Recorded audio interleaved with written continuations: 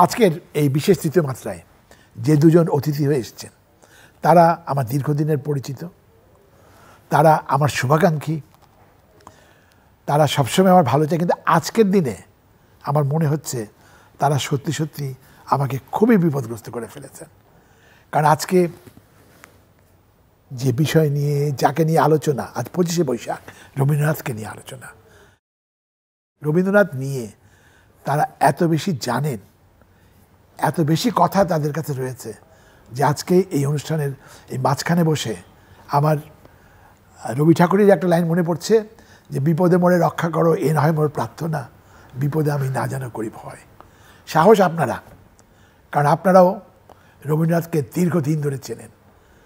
সাহস রবীন্দ্রনাথ নিজে, কারণ রবীন্দ্রনাথ আমার দীর্ঘদিনের বন্ধু, এবং যে দুজন রয়েছেন তাদেরও অনেক দিনের বন্ধু।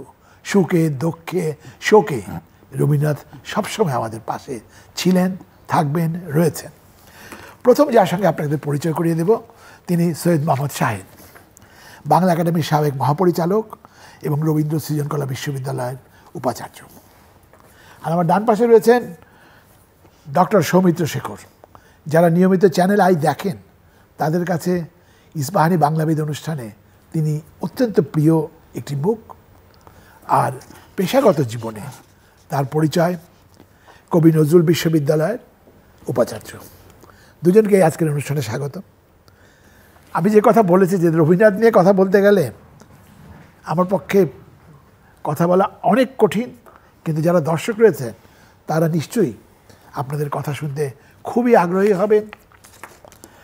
আমার প্রথম প্রশ্ন সৈয়দ মোহাম্মদ শাহেদ আপনার কাছে, বাংলাদেশের যে নানামুখী সাংস্কৃতিক আন্দোলন, আমরা ঢাকাকে বলি আমাদের সাংস্কৃতিক রাজধানী, সাংস্কৃতিক নানা রকম, এমনকি আমাদের মুক্তিযুদ্ধেও সাংস্কৃতিক কর্মীদের একটা বিরাট ভূমিকা ছিল। তো এই নানামুখী সাংস্কৃতিক আন্দোলনে রবীন্দ্রনাথ কীভাবে আমাদের সঙ্গে ছিলেন না বলে আমি বলি নেতৃত্ব দিয়েছেন? প্রথমে চ্যানেল আই কর্তৃপক্ষ, বিশেষ করে কর্ণধার ফরিদুর রেজা সাগর আমাদের দীর্ঘদিনের বন্ধু, তো তাদেরকে ধন্যবাদ জানাচ্ছি, এবং দর্শক যারা আমাদের সঙ্গে আছেন। রবীন্দ্রনাথ নিয়ে আমি যে কোনো বিশেষজ্ঞতা না, কিন্তু সাহিত্যের ছাত্র হিসেবে রবীন্দ্রনাথ নিয়ে সেই ছাত্র জীবন থেকে পড়েছি। এবং আমরা যারা 60-এর দশকে, আপনিও প্রায় আমাদের সমসাময়িক, আমরা যারা 60-এর দশকে বড় হয়েছি, আমরা দেখেছি যে রবীন্দ্রনাথ আমাদের বাঙালির সঙ্গে, বাংলাদেশের গড়ে ওঠার সঙ্গে কীভাবে ওতপ্রোতভাবে জড়িত ছিলেন। আপনি যে প্রশ্নটা করেছেন সেটার উত্তর যদি দিতে হয় তাইলে আমি একটু 60-এর দশকে যেতে চাই। 60-এর দশকের কথা আমাদের চেয়ে প্রবীণ অনেকে আছেন, তারাও জানেন। সেটা হচ্ছে আমাদের এখানে তো 47-এর দেশভাগ হয়ে গেল, এবং 48 থেকেই তো আমরা বুঝতে পারলাম যে আমরা প্রকৃত স্বাধীন হইনি। 48-এ বাংলাদেশ আওয়ামী লীগ হলো, পূর্ব পাকিস্তান আওয়ামী লীগ সে সময়, কিন্তু তখন পরিস্থিতি এমন ছিল যে আওয়ামী লীগের সাথে আওয়ামী মুসলিম লীগ কথাটা বলতে হলো। তারপর ভাষা আন্দোলনের পরে পরিস্থিতির পরিবর্তন হয়ে আসলো, এবং সেই সময় থেকে কিন্তু বঙ্গবন্ধু শেখ মুজিবুর রহমান ভেবেছিলেন যে বাঙালির জন্য আরেকটা দেশ। হ্যাঁ হ্যাঁ হ্যাঁ, এটা তো উনি বরাবরই ওনার ভাবনার মধ্যে ছিল। সেরকম নানা ঘটনা এখন আমরা জানতে পারছি, অনেক ঘটনা তিনি নিজে লিখেছেন, অন্যরাও লিখেছেন। তো আমার যেটা মনে হয়, আমার স্মৃতির থেকে যেটা মনে হচ্ছে যে 56 সালের সংবিধানের সময় আমার তেমন বুদ্ধি হয়নি, সুতরাং আমি বুঝিনি ভালো। কিন্তু 56 সালে যে সরওয়ার্দী সাহেবের নেতৃত্বে সংবিধান হলো, সেটা তো 98-তে পাকিস্তানের যে শাসনতন্ত্র, 58-তে এসে সামরিক শাসন আইয়ুব খান তো সেটাকে পাল্টে দিলেন, এবং 62 সালে তো তিনি নতুন করে একটা বেসিক ডেমোক্রেসির নতুন করে শাসনতন্ত্র দিলেন। আমার যেটা প্রথম স্মৃতি মনে পড়ে সেটা হচ্ছে 61 সালে রবীন্দ্রনাথের শতবার্ষিক জন্মের শতবার্ষিক ছিল, এবং তখন আমি দেখেছিলাম, আমি 3-4-এ পড়ি, আমাদের গ্রামের বাড়িতে, একটু নিজের কথা বলছি, আশা করি কিছু মনে করবেন না, তার মধ্যে নিশ্চয়ই রবীন্দ্রনাথ। হ্যাঁ, রবীন্দ্রনাথ। সেটা হচ্ছে আমাদের গ্রামের বাড়িতে সুফিয়া কামাল এবং কাজী মোতাহার হোসেন গেলেন, সেই কালুরঘাট পার হয়ে আরও 3-4 মাইল ভিতরে। তখন জানলাম যে রবীন্দ্রনাথের জন্মশতবার্ষিকী। আমরা খুবই স্কুলের নিচের দিকের ছাত্র, এটা পাকিস্তান সরকার করতে দিতে চায় না, এনারা গ্রামে গঞ্জে ঘুরে সারা দেশে রবীন্দ্রনাথের এই জন্মবার্ষিকী পালন করছেন, শতবার্ষিকী পালন করতেন।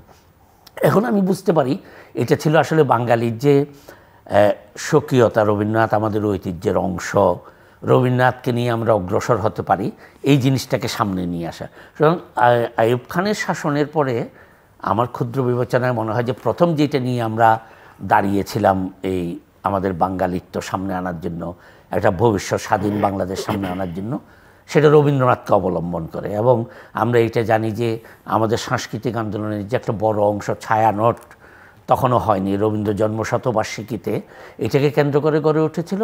এবং পরে আমরা, তখন তার অত বোঝার বয়স হয়নি, পরে আমরা দেখেছি যে সেই সময় শুধুমাত্র যে যাদেরকে আমরা আন্দোলনের মধ্যে আছে মনে করে তারা এটা করেছিলেন তা না। যেমন এই কমিটির সভাপতি ছিলেন সেই সময়ের পূর্ব পাকিস্তান হাইকোর্টের বিচারপতি মাহবুব মোর্শেদ সাহেব, এবং এইটা অনেকে এখন ভুলে গেছেন। সেই সময়ে বলা হতো যে এই ধরনের কোনো কিছুর জন্য চাঁদা তোলা হলে এটা ভারতীয় টাকা তুলছে।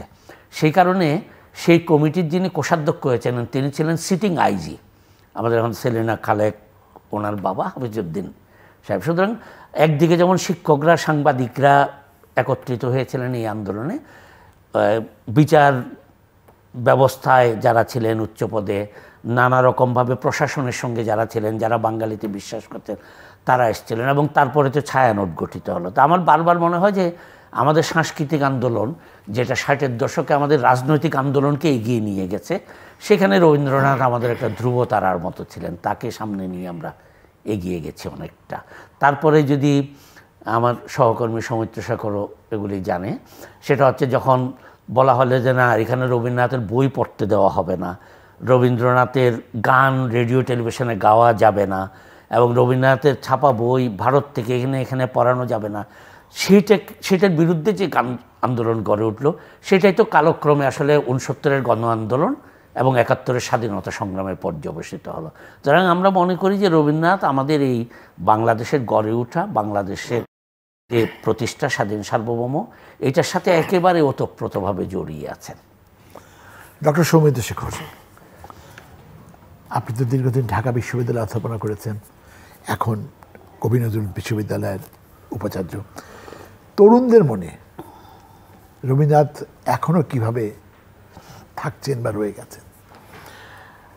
আমি আপনার শুরুতে বলা একটি শব্দের ওপর খুব গুরুত্ব দিতে চাই, এবং আমার কাছে মনে হলো যে খুব নতুন একটি শব্দ আপনি বলেছেন। সেটি বলেছেন যে রবীন্দ্রনাথ ঠিক পাকিস্তান আমলে যে সাংস্কৃতিক আন্দোলনটি আমাদের হচ্ছিল, আমরা সবসময় এটা বলে থাকি যে এই আন্দোলন রবীন্দ্রনাথ আমাদের সহায় ছিলেন, রবীন্দ্রনাথ এর লেখাকে কেন্দ্র করে হয়েছে। আপনি বলেছেন রবীন্দ্রনাথ যেন নেতৃত্ব দিচ্ছিলেন। এই যে জায়গাটি আমার কাছে খুব নতুন মনে হলো। আমার মনে হলো যে এবার রবীন্দ্রনাথের জন্মদিনে এই জায়গাটিতে বোধহয় আমরা দাঁড়াতে পারি। সৈয়দ মোহাম্মদ শাহেদ কিন্তু সে সম্পর্কে পক্ষে অনেকগুলো কথা বলেছেন, কিন্তু এই যে নেতৃত্ব দেয়া, এই জায়গাটিতেই আমি বলতে চাই যে সত্যিকার অর্থেই তিনি নেতা হয়ে উঠেছিলেন এবং নেতা হয়ে আছেন। আর নেতা হয়ে আছেন বলেই তরুণদের মনে রবীন্দ্রনাথ কিন্তু এখনও ধ্রুবতারকার মতো হয়ে আছেন। রবীন্দ্রনাথকে নিয়ে যে অংশটুকু আমরা প্রফেসর সৈয়দ মোহাম্মদ শাহেদের কাছে শুনলাম, তার বাইরে যদি বলি, আমাদের দেশ স্বাধীন হবার পর স্বাভাবিকভাবেই জাতির পিতা বঙ্গবন্ধু শেখ মুজিবুর রহমান তিনি আমার সোনার বাংলা আমি তোমায় ভালোবাসি জাতীয় সঙ্গীত করলেন, এবং বাঙালির কাছে মনে হলো যে না, সত্যি হৃদয়ের সঙ্গীত এটি। কিন্তু রবীন্দ্রনাথের বিরোধীও একটি পক্ষ কিন্তু দাঁড়িয়েছিল এই বাঙালির মধ্য দিয়েই, এবং আমরা লক্ষ্য করব যে এই রবীন্দ্র বিরোধিতার যে ব্যাপারটি, এইটি 1986 সালে যখন রবীন্দ্রনাথের জন্মের 125 বছর হয়, এই সময়ে বেশ গুরুত্ব দিয়ে প্রচারও হয়েছিল। আমি মনে করি যে এইসব ক্ষেত্রে এই যে রবীন্দ্র উত্তর তৃতীয় প্রজন্মে রবীন্দ্র মূল্যায়ন, এই ধরনের প্রবন্ধ লেখা হয়েছে, এবং রবীন্দ্রনাথের বিরুদ্ধেই মোটামুটি নানা রকমের কথা ছিল। কিন্তু তরুণ প্রজন্ম রবীন্দ্রনাথকে কিন্তু ধারণ করেছেন, এবং রবীন্দ্রনাথকে ধারণ করেছিলেন বলেই আমরা লক্ষ্য করি যে রবীন্দ্রনাথ আজকে চারিদিকে প্রসারিত, এবং তাদের যে ভেতরের চেতনা, এই চেতনা হলো রবীন্দ্রময়। যত রকমের আমাদের সামনে দুর্বিপাক এসছে, এই দুর্বিপাকের বিরুদ্ধে তরুণ প্রজন্ম রবীন্দ্রনাথকে নিয়ে কিন্তু সামনে এসছেন। এবং রবীন্দ্রনাথ আবার এই যে বাংলাদেশে আজকে ছায়ানট বর্ষবরণ করছেন, রবীন্দ্রনাথের আজকে আমরা জাতীয়ভাবে দেখছি রবীন্দ্রনাথের জন্মদিন পালিত হচ্ছে। আমরা চারিদিকে রবীন্দ্রনাথের নামে, ধরুন আজকে বাংলাদেশে রবীন্দ্রনাথের নামে 3টে বিশ্ববিদ্যালয়, এটি কিন্তু চারটিখানি কথা নয়। এবং মানুষ আগ্রহ নিয়ে সেই বিশ্ববিদ্যালয়গুলোতে ভর্তি হচ্ছে। অর্থাৎ প্রতিষ্ঠান যেমন ঘটেছে, মানুষের জীবনেও রবীন্দ্রনাথ সহায় হয়ে এসেছেন। যে কারণে রবীন্দ্রনাথের বিপক্ষে একটি শক্তি সবসময় ছিল। রবীন্দ্রনাথ যখন বেঁচে ছিলেন তখনও রবীন্দ্র বিরোধিতা এটি তার কপালেই ছিল। ওই সময়ে সজনীকান্ত দাস থেকে শুরু করে বিভিন্ন জন তার বিপক্ষে অবস্থান করেছেন, তার বিরুদ্ধে লিখেছেন। দেশবন্ধু চিত্তরঞ্জন দাস তিনি একটি বিপক্ষ দলে নেতৃত্ব দিয়েছেন, বিপিনচন্দ্র পাল তিনি নেতৃত্ব দিয়েছেন। অর্থাৎ রবীন্দ্র বিরোধিতা সমকালেও ছিল, উত্তরকালেও আছে, আজকে পর্যন্ত আছে। এমনকি আজকেও তো আমরা নানা জায়গায়, বিশেষ করে ভার্চুয়াল মিডিয়াতে রবীন্দ্রনাথ সম্পর্কে নানা রকমের কথা শুনি, কিন্তু তরুণ সমাজকে এটি গ্রহণ করছে না। যারা লেখাপড়া করে, অন্তত যারা গড্ডলিকা প্রবাহে গা ভাসিয়ে দিচ্ছে, মানে যারা অ্যাকচুয়াল মিডিয়াতে রয়েছে তারা রবীন্দ্রনাথকে একই রকম শ্রদ্ধা ভক্তি করে। এবং একই সঙ্গে আমি বলবো ভার্চুয়াল মিডিয়াতেও তাই। ভার্চুয়াল মিডিয়াতেও যারা পড়াশুনো করে, ওখানে কিন্তু দু ধরনের আসলে মতবিরোধ নেই। হ্যাঁ, মানে দু ধরনের মানুষ আছে। এক ধরনের মানুষ শুধু সুইপিং কমেন্ট করে যাচ্ছে, তাদের মধ্যে পড়াশোনা নেই, কিছু নেই, যা আসবে বিরোধিতা করার একটা ব্যাপার। কিন্তু ওই জায়গাতেও পড়াশুনো করার একটা ব্যাপার আছে। যারা লেখাপড়া করছেন তারা কিন্তু রবীন্দ্রনাথকে প্রতিষ্ঠার যে ব্যাপারটি, এই প্রতিষ্ঠার ব্যাপারটা চেষ্টা করছে। এই প্রসঙ্গে একটু ছোট করে বলি। দেখুন, ইদানিং ভার্চুয়াল মিডিয়াতে একটা কথা খুব করে চলছে যে রবীন্দ্রনাথ কি ঢাকা বিশ্ববিদ্যালয়ের পক্ষে ছিলেন না বিপক্ষে ছিলেন। বহুজন নানা রকমের মিথ্যে কথা এবং নানা রকমের কথা প্রচার করছে যে রবীন্দ্রনাথ ঢাকা বিশ্ববিদ্যালয়ের প্রতিষ্ঠার পক্ষে ছিলেন না। অথচ এই ভার্চুয়াল মিডিয়াতেই কিন্তু প্রমাণিত হয়েছে যে না, রবীন্দ্রনাথ ঢাকা বিশ্ববিদ্যালয়ের প্রতিষ্ঠার ক্ষেত্রে কি গুরুত্বপূর্ণ কাজ করেছেন। ওই সময়ের পরিপ্রেক্ষিত তৈরি, ওই সময় অধ্যাপকদের পাঠানো, ওই সময়ে রবীন্দ্রনাথ এখানে এসেছিলেন। সলিমুল্লাহ মুসলিম হলের পক্ষ থেকে রবীন্দ্রনাথকে আজীবনের সম্মাননা দেওয়া, অর্থাৎ সদস্যপদ দেওয়া হয়েছিল। ছাত্ররা সদস্যপদ দিচ্ছে, কিন্তু সেখানে ঢাকা বিশ্ববিদ্যালয়ে তাকে এত বড় করে রিসিপশন দিয়েছেন, তিনি দুটো বক্তৃতা দিয়েছেন, ভিসির বাংলোতে তার জন্যে ডিনার পার্টি হয়েছে, এত বড় করে আয়োজন হয়েছে। ঠিক 5 বছর আগেই যদি তিনি বিরোধিতা করতেন তাহলে কিন্তু তার জন্য এত আয়োজন হতো না। এমনকি রবীন্দ্রনাথ তিনি যখন ফিরে গেলেন কলকাতা এবং শান্তিনিকেতনে, তখনও আমাদের এই ঢাকা বিশ্ববিদ্যালয়ের 3টে হল ওই মুহূর্তে, একটি হল হচ্ছে ঢাকা হল, একটি হল হচ্ছে সলিমুল্লাহ মুসলিম হল, মানে সলিমুল্লাহ নামটা পরে হয়েছে, 31 সালে হয়েছে, কিন্তু মুসলিম হল নাম তখন, আর একটা জগন্নাথ হল। এই 3টে হলের স্টুডেন্ট অ্যাসোসিয়েশনদের যে পত্রিকা ছিল, এই পত্রিকাতে রবীন্দ্রনাথ লেখা পাঠিয়েছেন। অর্থাৎ কতটা যোগাযোগ শক্ত থাকলে। শতদল ছিল ঢাকা হলের, অর্থাৎ যেটা এখন মোহাম্মদ শহীদুল্লাহ হল, সেই হলের আগের নাম ছিল ঢাকা হল। সেই ঢাকা হলের যে জার্নাল ছিল, এই জার্নালটার নাম ছিল শতদল। এই শতদলে রবীন্দ্রনাথ কলকাতা থেকে লেখা পাঠাচ্ছেন, ছাত্রদের জন্য লেখা পাঠাচ্ছেন। জগন্নাথ হলের যে সংকলন, এটার নাম হলো বাসন্তিকাতে লেখা পাঠাচ্ছেন। মুসলিম হলের যে, অর্থাৎ যেটা পরে সলিমুল্লাহ হল নাম হয়েছে, এই হলের যে জার্নাল, এটা হচ্ছে ওই অর্থে নাম ছিল না, এটা হচ্ছে অ্যানুয়াল জার্নাল, এই নামে ছাপা হতো, বার্ষিক যে সংকলন হিসেবে, সেখানে লেখা পাঠাচ্ছেন। এবং সেই লেখা ছাপা হচ্ছে, শুধু বাংলাতে নয়, ইংরেজিতে লেখা ছাপা হচ্ছে, ইংরেজিতে লেখা পাঠাচ্ছেন, কারণ সলিমুল্লাহ হলের এটা ইংরেজিতেও ছাপা হতো। এই যে যোগাযোগ, এই যোগাযোগের কথা কিন্তু এখন এই ভার্চুয়াল মিডিয়াতে তরুণ সমাজ খুঁজে খুঁজে বের করে নানা জায়গায় প্রচার করেছেন। অতএব তরুণদের কাছে রবীন্দ্রনাথ সহায়, রবীন্দ্রনাথ অবলম্বন। আচ্ছা, যে 3টি বিশ্ববিদ্যালয়ের কথা তিনি বললেন, তার মধ্যে একটি বিশ্ববিদ্যালয়ের উপাচার্য আপনি। এখানে আপনার কি মনে হয় যে আমাদের পাঠ্যসূচিতে যে পরিমাণ রবীন্দ্রনাথ পড়া উচিত সেটা যথেষ্ট পরিমাণে রয়েছে? এইটা আমি যেভাবে দেখি, আমি কিছুদিন আগেও এবং আরও আগে একবার 1921 সাল থেকে ঢাকা বিশ্ববিদ্যালয়ের বাংলা বিভাগের যে পাঠ্যক্রম, এগুলি নানা কারণে ঘাটাঘাটি করেছিলাম এবং সাহিত্য পত্রিকার একটা সংখ্যাতে এর প্রথম 60-70 বছরের সিলেবাসটা ছাপা হয়েছিল। তো তাতে প্রথম দিকে যখন আমাদের এখানে পাঠ শুরু হয় তখন তো ছিল সংস্কৃত ও বাংলা বিভাগ। সংস্কৃতে বেশিরভাগ পত্র ছিল সংস্কৃতের, বাংলার পত্র ছিল তো কম। এবং তখন ওই রবীন্দ্রনাথের সাহিত্য যে খুব বেশি এর অন্তর্ভুক্ত হয়েছিল তা আমার মনে হয়নি। কিন্তু ধীরে ধীরে যখন 37-এ বাংলা বিভাগ আলাদা হলো, তারপর থেকে রবীন্দ্রনাথের সাহিত্য পাঠ অনেক বেশি হয়েছে। আমরা যখন ছাত্র ছিলাম তখন রবীন্দ্রনাথের উপর একটা আলাদা পত্র ছিল, রবীন্দ্রনাথের উপন্যাস, রবীন্দ্রনাথের ছোট গল্প, রবীন্দ্রনাথের কবিতা ইত্যাদি মিলে। এবং আমার খুব সৌভাগ্য যে অধ্যাপক সঞ্জিতা খাতুন আমাদের সঞ্চয়িতা পড়াতেন ক্লাসে এসে। তো এখন একটা ব্যাপার এখানে বোঝার আছে, সেটা হচ্ছে 4 বছরে আমাদের যে পাঠ্যক্রম সেটার একটা সীমাবদ্ধতা আছে যে কতটা আমরা পড়াতে পারবো। তো যতই সময় যাচ্ছে ততই রবীন্দ্র পরবর্তী নতুন নতুন উপকরণ তো আসছে, এবং এই উপকরণগুলির অংশবিশেষ যুক্ত করতে গিয়ে হয়তো পুরনো যে উপকরণগুলি সেগুলি কিছু কিছু কমে থাকতে পারে। আমি খুব প্রত্যক্ষভাবে জানি না, কারণ আমি তো গত বছর দশক ধরে ঠিক পাঠ্যক্রমের সাথে ওইরকমভাবে যুক্ত না। কিন্তু আমার মনে হয় যে এখনও বাংলাদেশের যে পাবলিক বিশ্ববিদ্যালয় যেগুলি আছে সেগুলির সিলেবাস মোটামুটিভাবে ঢাকা বিশ্ববিদ্যালয়ে যে সিলেবাস করা হয়েছিল সেইটার সাথে অনেকটা মিল রেখেই করা, এবং তাতে রবীন্দ্রনাথের একটা বড় জায়গা আছে, পড়ানো হচ্ছে।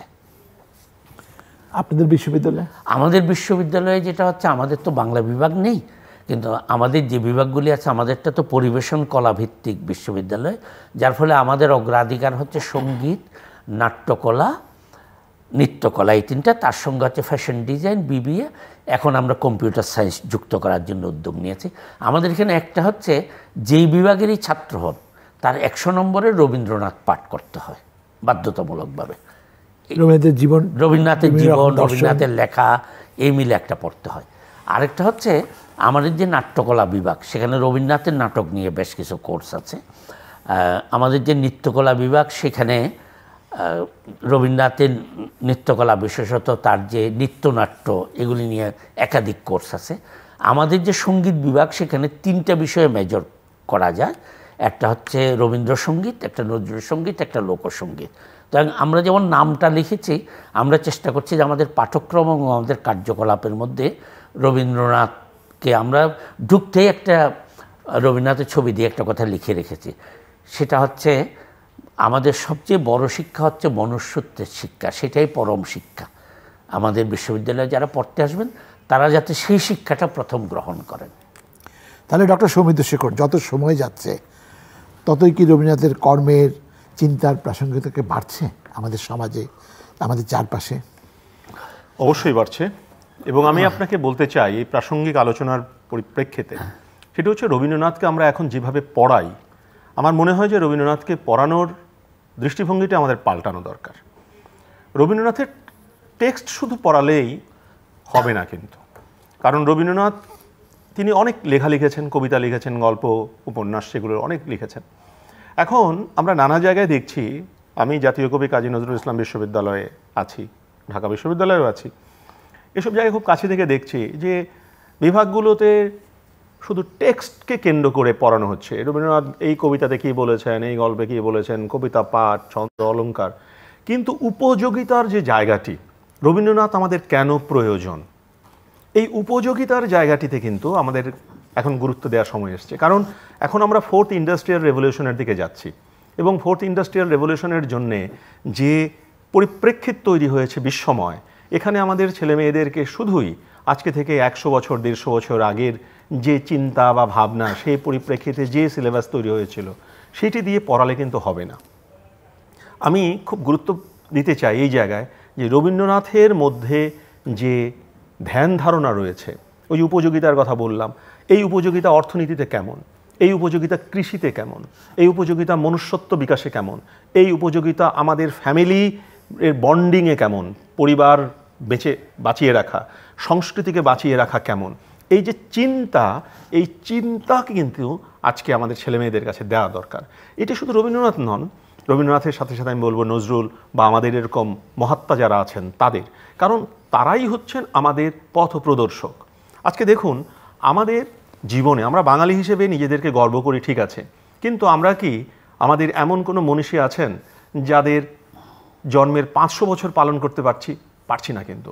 অথচ আমরা ইংরেজদের দিকে তাকালে, জার্মানদের দিকে তাকালে, গ্রিকদের দিকে তাকালে দেখব যে তাদের অনেক আগের যারা আছেন মনীষীরা, অর্থাৎ ধরুন অ্যারিস্টটল, প্ল্যাটো থেকে শুরু করে এদিকে নানা জন আছেন, কিন্তু আমাদের কিন্তু খুব বেশি হলে দেখবেন 200 বছর, আর একটু পেছাতে চাইলে 250 বছর। 250 বছর পেছনে গিয়ে আমরা সর্বজনীন মহাত্মা খুঁজে পাই কম। তার মানে আমরা গত 250 বছর ধরে একজন মানুষের উপর নির্ভর করে আছি। আমাদের অতীত খুব বেশি হলে পেছনে গেলে 250 বছর পেছনে আমরা যেতে পারি না। এই মানুষগুলোকে আমাদের সামনে নিয়ে আসতে হবে। এই যে তারা শুরু করেছেন শেক্সপিয়ারের আলোচনা, তারা যদি সামনে না নিয়ে আসতেন আজকে কিন্তু শেক্সপিয়ারকে আমরা বিস্ময় পেতাম না। ইবসনকে তারা যদি আজকে সামনের দিকে না নিয়ে আসতেন, ইবসনের পুরো আলোচনা কতটুকু, তিনি তার ওয়ার্কস কতটুকু, কয়টা লিখেছেন, অথচ ইবসন কিন্তু আজকে বিস্ময়।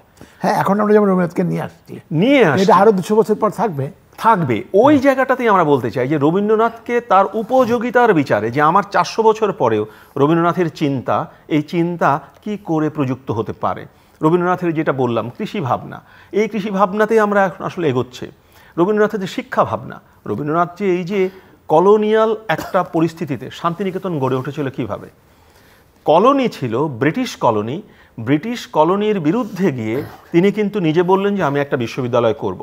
এই যে বিশ্ববিদ্যালয় করলেন, ব্রিটিশদের পদ্ধতিগত যে 45 মিনিট বা 50 মিনিটের ক্লাস, এই ক্লাসের বাইরে গিয়ে তিনি কি করলেন, গাছের নিচে ক্লাস নেওয়া শুরু করলেন এবং তিনি বললেন যে আমার পড়াশোনা হচ্ছে আমার মতো, এই বিশ্ববিদ্যালয়ের পড়াশোনা এই বিশ্ববিদ্যালয়ের মতো।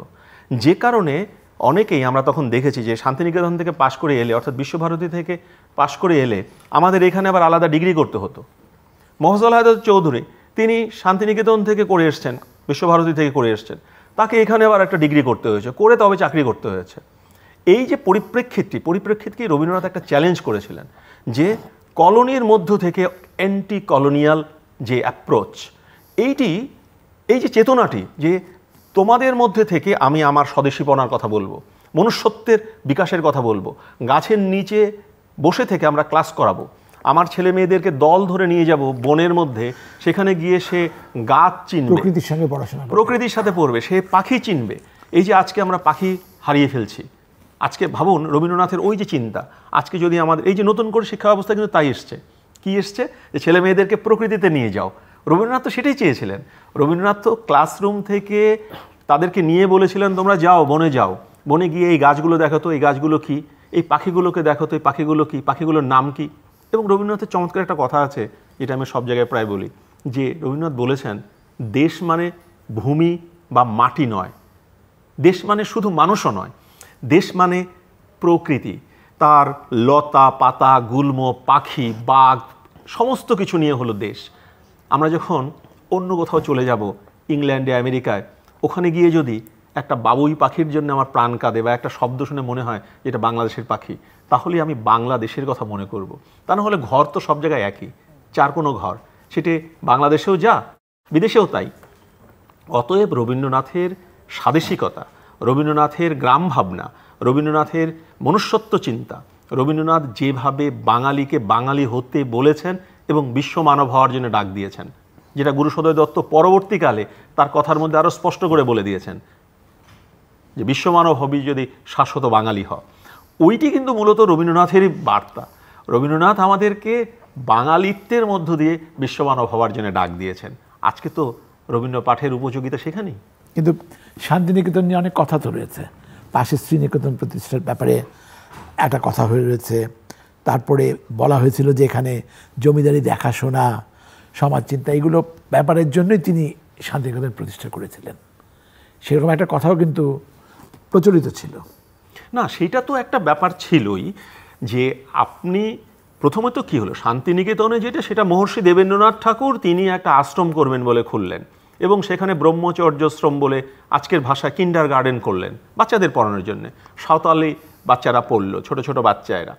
রবীন্দ্রনাথ যখন নোবেল পুরস্কার পেলেন তখন তো তার মাথার মধ্যে বেরিয়ে গেল যে না, আমি একটা উচ্চশিক্ষা প্রতিষ্ঠান করব। যে কারণে 1921 সালে তিনি শান্তিনিকেতন অর্থাৎ বিশ্বভারতী বিশ্ব ওয়ার্ল্ড, ভারতী মানে জ্ঞান, অর্থাৎ এটা ইউনিভার্সিটিরই আরেকটা কথা, বিশ্বভারতী, এটা স্থাপন করলেন। এবং রবীন্দ্রনাথের জীবনকে যদি লক্ষ্য করি, রবীন্দ্রনাথের জীবনে কিন্তু 3টে পর্যায়। প্রথম পর্যায়টা কলকাতা কেন্দ্রিক, দ্বিতীয় পর্যায়টি হচ্ছে বাংলাদেশ কেন্দ্রিক, আর তৃতীয় পর্যায়টি সম্পূর্ণভাবে শান্তিনিকেতন কেন্দ্রিক। এবং রবীন্দ্রনাথ কিন্তু শান্তিনিকেতনে থাকতেই ভালোবাসতেন এবং তিনি শান্তিনিকেতনেই দেহ রাখবেন বলে ইচ্ছেও ব্যক্ত করেছিলেন। তিনি কি কারণে ওই জায়গাটি করেছিলেন কিন্তু দেবেন্দ্রনাথ ঠাকুর। তারপরে যেটা আপনি শ্রীনিকেতনের কথা বললেন, শ্রীনিকেতনের কথা তো তার ছেলে এবং জামাতাকে যখন বিদেশ থেকে কৃষিবিজ্ঞানে পড়িয়ে আনলেন, আনার পরে তার ভূমি মনে করলেন যে আসলে যে ভূমিটুকু দিয়ে শান্তিনিকেতন হয়েছে, এই ভূমির মধ্য দিয়ে পারফর্মিং আর্ট, কলাবিদ্যা ইত্যাদি, এবার কৃষির জন্য আমার আলাদা জমি চাই। এ কারণে পাশে তিনি জমিটা নিলেন, নাম দিলেন শ্রীনিকেতন। মাঝখান দিয়ে রাস্তা হয়ে গেল, একদিকে শ্রীনিকেতন, একদিকে শান্তিনিকেতন।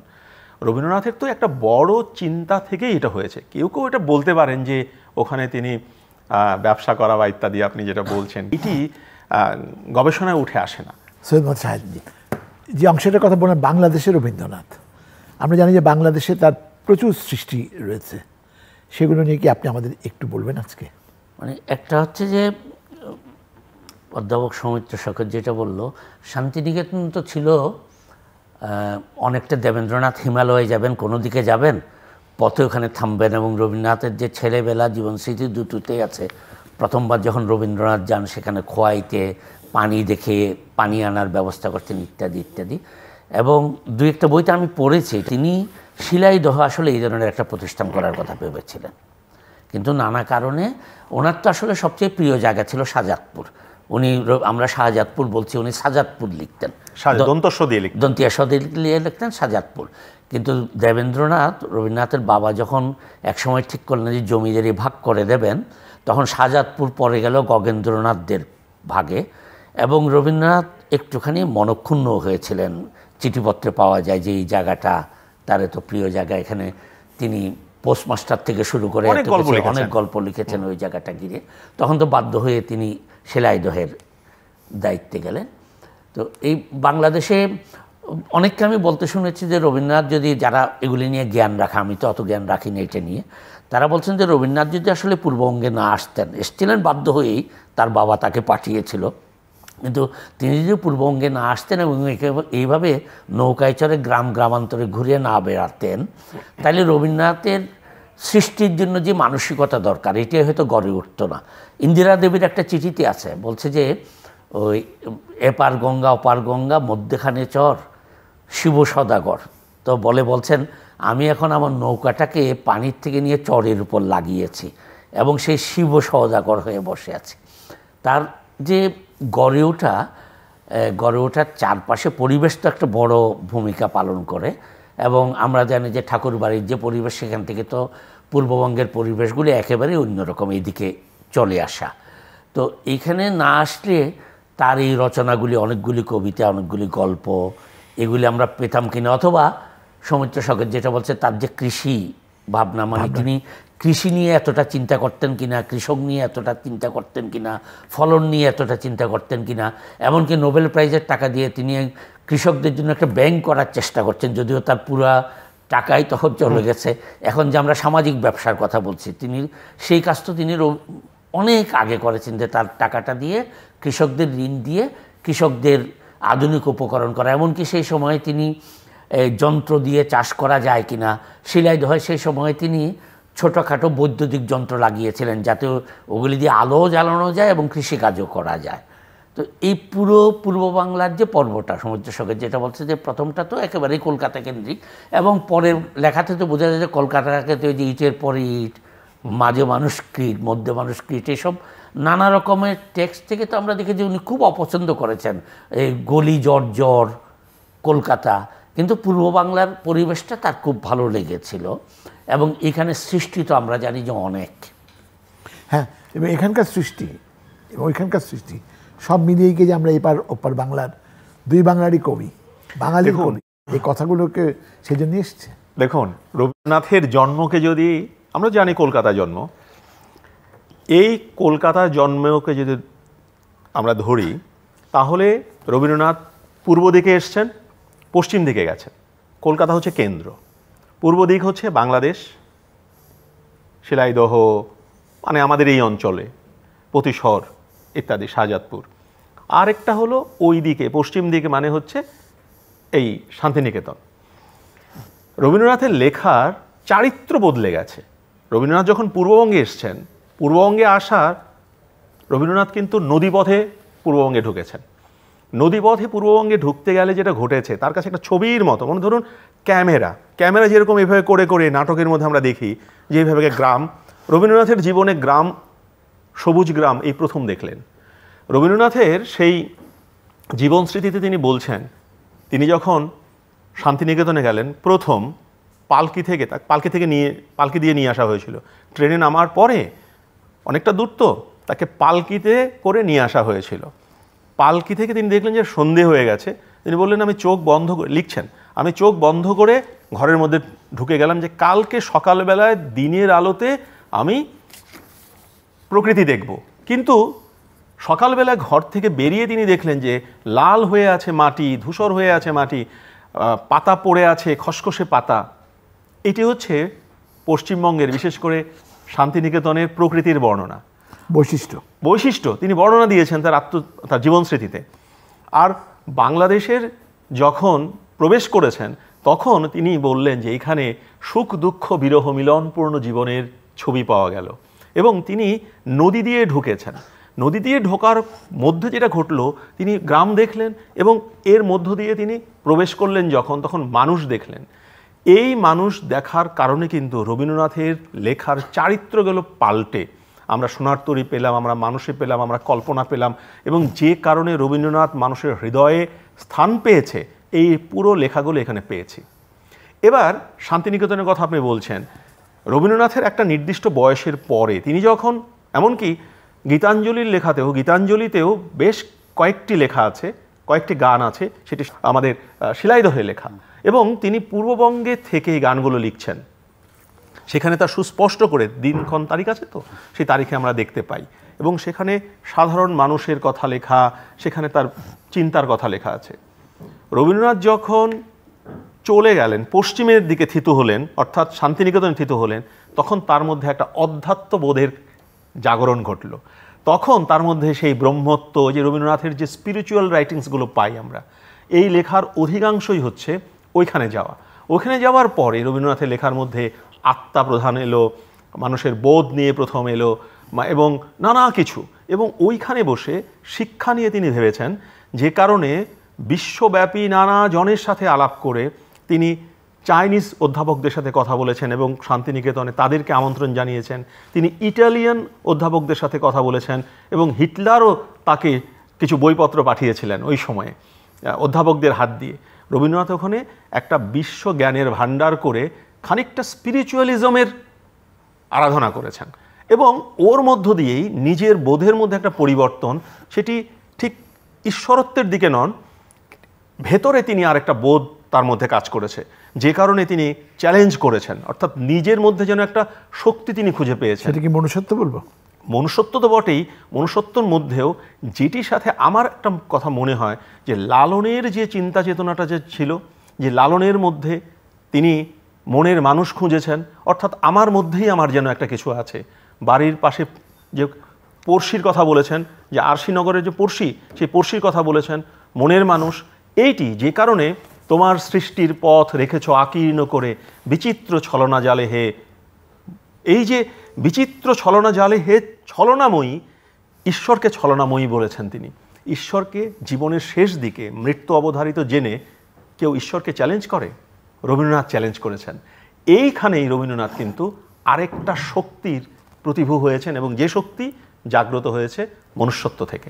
পেশা আপনারা দুজনের অধ্যাপক, সেজন্য আমাদের কথা অনেক পাঠ্যসূচির দিকে এইসব দিকে যাচ্ছে, কিন্তু আমাদের মতো সাধারণ মানুষের কাছে রবীন্দ্রনাথ একটা বড় পরিচয়, রবীন্দ্রসঙ্গীত। এবং রবীন্দ্রনাথ বলেছেন যে তিনি রবীন্দ্র সঙ্গীতের মধ্যে দিয়ে, এই গানের মধ্যে দিয়েই দীর্ঘদিন বেঁচে থাকবেন। আপনার কি মনে হয়?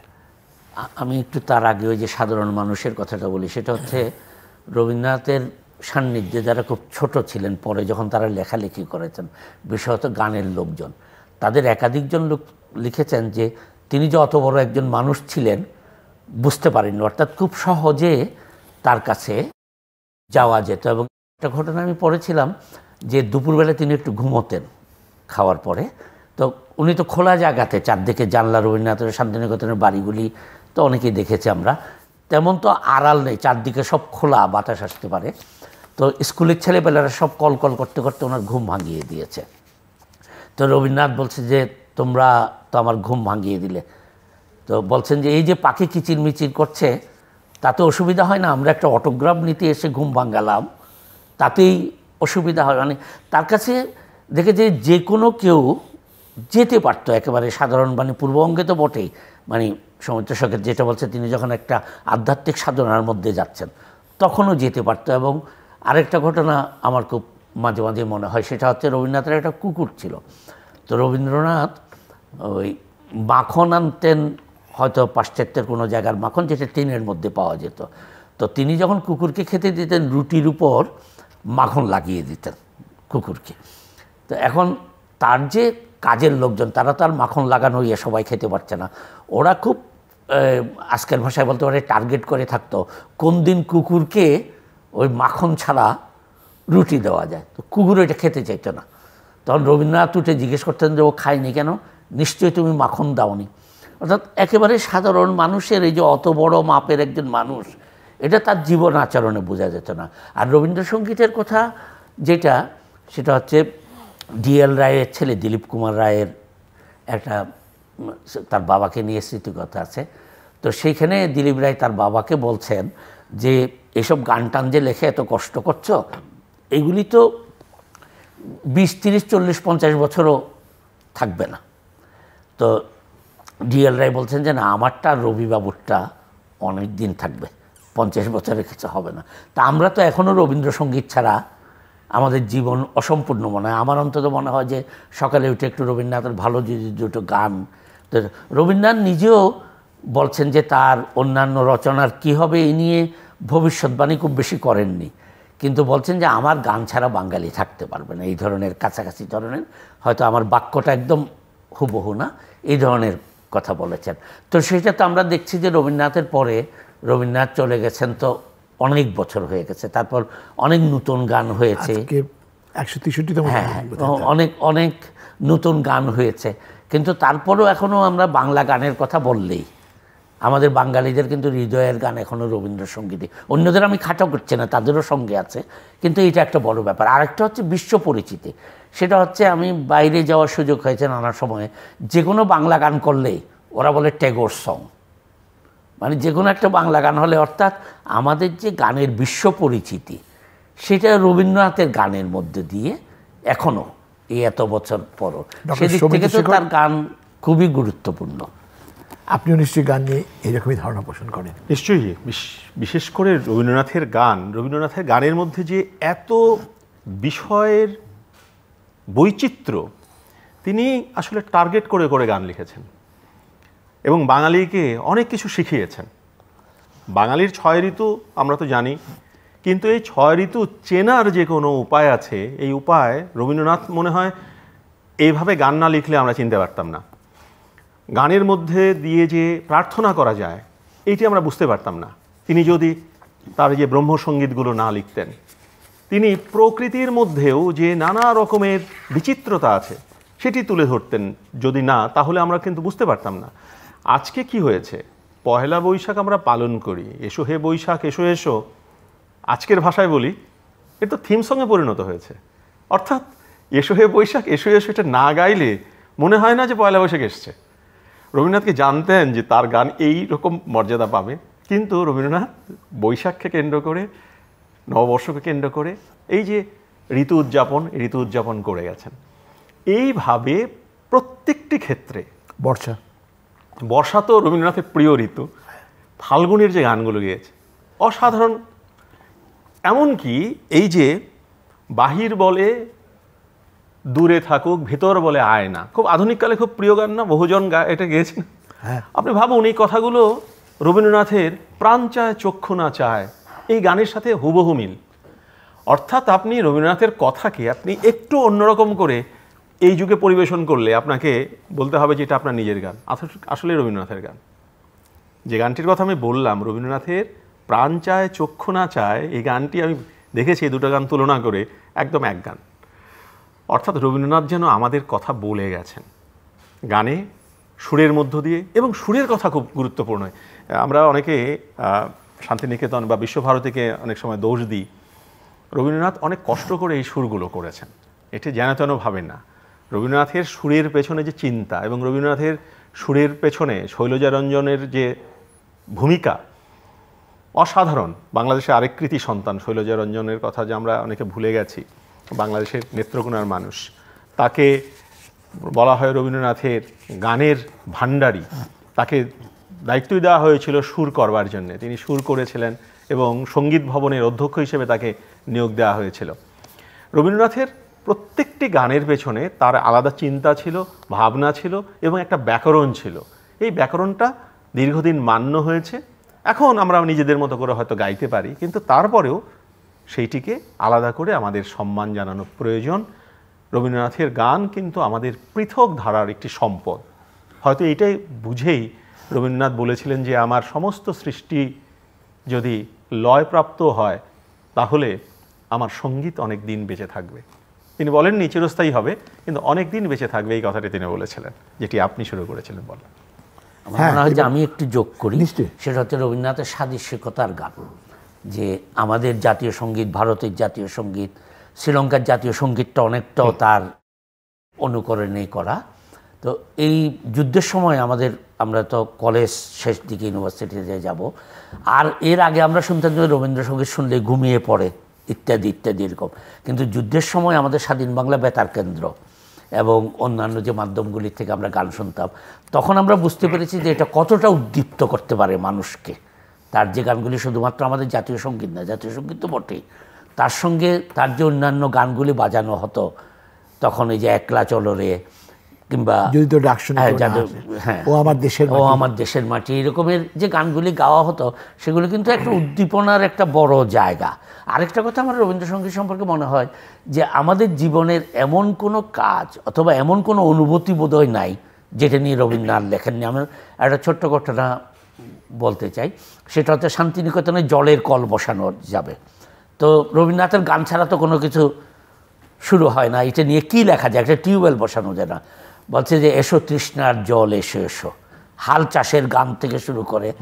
তারপর আরেক দিকে হচ্ছে তিনি যে রচনাগুলি নৃত্যনাট্য অথবা লিখছেন, সেগুলির মধ্যে দিয়ে তো তার চরিত্র অনুযায়ী গান গড়ে উঠছে। আমি একটা কথা যোগ করি আপনার সাথে। আপনি বলছিলেন যেটি খুব গুরুত্বপূর্ণ কথা, যে রবীন্দ্রনাথের গানে অনেকে মনে করেন যে রবীন্দ্রনাথের গান শুনলে ঘুম আসে। আমার কাছে কিন্তু মনে হয় এটা খুব ভালো একটা মন্তব্য, এবং এটা আমাদের গ্রহণ করা উচিত। সারা পৃথিবীতে সবচাইতে বড় সংকট হচ্ছে মানুষের ঘুমের সংকট, এবং বাংলাদেশের না শুধু, সারা পৃথিবীতে প্রত্যেক রোগীকে, এবং সিরিয়াস রোগী যারা, তাদেরকে ডাক্তার ঘুমের ওষুধ দেবেনই, লিখবেনই। তো সেক্ষেত্রে কিন্তু হাসপাতালগুলো এবং ডাক্তার যারা আছেন তারা ঘুমের ওষুধের বদলে নিচে লিখে দিতে পারেন যে রাতে রবীন্দ্রসঙ্গীত দুটো, অর্থাৎ দুটো রবীন্দ্রসঙ্গীত শুনতে শুনতে আপনি ঘুমিয়ে পড়ুন। এটা কি কোনো ক্ষোভ থেকে আপনি বললেন? না, এটা আমি অ্যাপ্রিসিয়েশন করলাম যে সত্যিকার অর্থেই রবীন্দ্রনাথের গান শুনলে যদি ঘুম আসে, তাহলে আমি মনে করি যে এইটি একটি মহত্তর ব্যাপার, যে তিনি মানুষকে প্রশান্তির ঘুম দিতে পারেন। রবীন্দ্রনাথ নিজে লিখেছেন, হে নতুন দেখা দেখ বারবার জন্মের প্রথম শুভক্ষণ। তারপরে আপনি বললেন যে এসে বৈশাখ গানের কথাটা, রবীন্দ্রনাথ নিজের জন্মদিনে লিখেছেন। সব কিছু মিলিয়ে রবীন্দ্রনাথ কি আমাদের জীবনে এখনও প্রাসঙ্গিক, কিংবা রবীন্দ্রনাথ কীভাবে আমরা রবীন্দ্রনাথকে আমাদের হৃদয়ে রাখবো? রবীন্দ্রনাথের প্রাসঙ্গিকতা হচ্ছে আপনি যে কথাটা বললেন, যে মনুষ্যত্ব, স্বাদেশিকতা, এবং রবীন্দ্রনাথের যে খুব গুরুত্বপূর্ণ একটি মন্তব্য আছে যে মানুষের ওপর বিশ্বাস হারানো পাপ, অর্থাৎ শেষ পর্যন্ত মানুষকে বিশ্বাস করা। আমরা আজকে চারিদিকে বড় সংকটে পড়েছি যে আমরা মানুষকে অবিশ্বাস করছি, আমরা পড়শিকে অবিশ্বাস করছি, মা বাবাকে অবিশ্বাস করছি, আমরা চারিদিক থেকে নিজে মনে করছি যে আমি একাই সব। এবং এই যে বিচ্ছিন্নতা বোধ, যে অ্যালিয়েনেশন দেখা দিয়েছে আমাদের এই সমাজে, এইটি আমাদেরকে সবচেয়ে বেশি ক্ষতি করে ফেলছে। রবীন্দ্রনাথ সবসময় বলেছেন যে মানুষের প্রতি তুমি বিশ্বাসটা রাখো, এবং তার ওই যে সভ্যতার সংকটের মধ্যে ওই বক্তব্যটি দিয়েছেন, উক্তিটা হচ্ছে মানুষের ওপর বিশ্বাস হারানো পাপ। এইটিকে যদি আমরা সর্বক্ষেত্রে মান্য করি, সর্বক্ষেত্রে, একেবারে রাজনীতির ক্ষেত্রে, অর্থনীতির ক্ষেত্রে, সামাজিকতার ক্ষেত্রে, সংস্কৃতির ক্ষেত্রে, এমনকি পারিবারিক জীবনেও, তাহলে আমার মনে হয় যে রবীন্দ্রনাথের চেতনাই হচ্ছে আমাদের বেঁচে থাকার একমাত্র উপায় এবং আমাদের এগিয়ে যাওয়ারও উপায়। আমার মনে হয় যে রবীন্দ্রনাথের আজকে এই জন্মতিথিতে আমরা মানুষের ওপর বিশ্বাসটা রাখতে পারি এবং এই কথাই পুনর্ব্যক্ত করতে পারি যে আমাদের সাথে দূরত্ব আর নয়, আমরা একসাথে এক হয়ে আমরা এগিয়ে যেতে পারি, তাহলেই আমরা একটি সুন্দর বাংলাদেশ গড়ে তুলতে পারবো। সৈয়দ মোহাম্মদ শাহেদ, রবীন্দ্রনাথ আমাদের জীবনে কিভাবে থাকবেন?